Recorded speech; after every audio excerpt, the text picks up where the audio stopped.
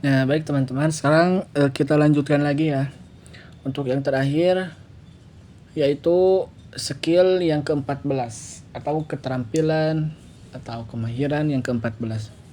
Apakah itu? Kita ngebahas tentang determine where to insert a piece of information. Oke. Menentukan tempat menyisipkan informasi. Oke. Pada tes TOEFL berbasis komputer, kita itu mungkin menemukan soal yang meminta kita untuk menyisipkan sebuah kalimat ke dalam paragraf yang sudah ada.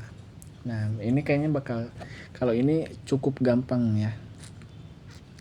Dalam soal jenis ini itu kita akan diminta untuk mengklik kotak kecil yang memang menunjukkan tempat yang paling tepat untuk menyisipkan kalimat tersebut.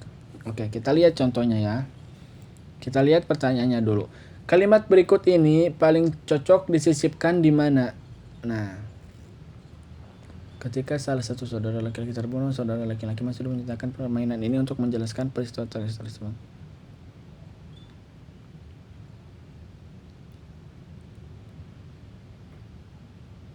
Oke, sekarang kita baca teksnya terlebih dahulu ya.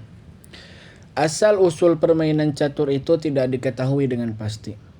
Dan banyak budaya yang mengklaim bahwa mereka menciptakan permainan ini.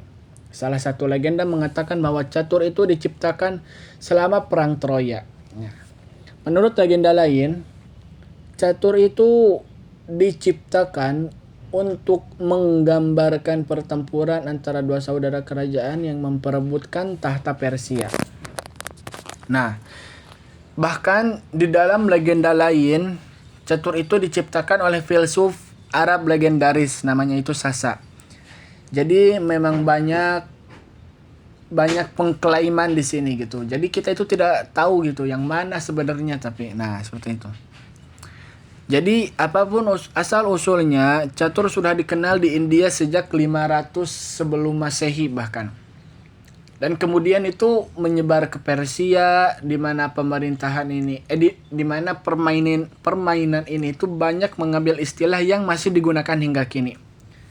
Nah, prajurit kaki di dalam pasukan Persia itu disebut piada yang kemudian menjadi pion di dalam catur modern. Kemudian kereta perang Persia disebut ruh yang menjadi benteng. Kemudian raja Persia disebut syah yang kemudian menjadi kata syah di dalam catur. Kemudian syahmat yang berarti raja mati. Atau checkmate. Atau di dalam bahasa Indonesia kita skakmat ya. Nah, pertanyaannya, kalimat berikut ini itu paling cocok disisipkan di mana? Nah, ketika salah satu saudara laki-laki terbunuh, saudara laki-laki yang masih hidup itu menciptakan permainan ini untuk menjelaskan peristiwa tragis tersebut kepada ibunya. Nah, klik pada kotak untuk menambahkan kalimat ke dalam bacaan. Oke. Nah, kita jelaskan dulu ya. Soal ini itu meminta kita untuk menentukan di mana kalimat tambahan tersebut itu yang paling cocok ditempatkan kepada teks tersebut gitu ya. Kepada teks yang tadi kita telah ceritakan itu. Nah, untuk menjawabnya itu kita itu harus membandingkan kalimat tambahan dengan kalimat-kalimat yang ada di sekitar kotak-kotak yang disediakan. Nah, kalimat tambahan itu menyebutkan tentang dua saudara laki-laki. Yang mana jika kita lihat ya,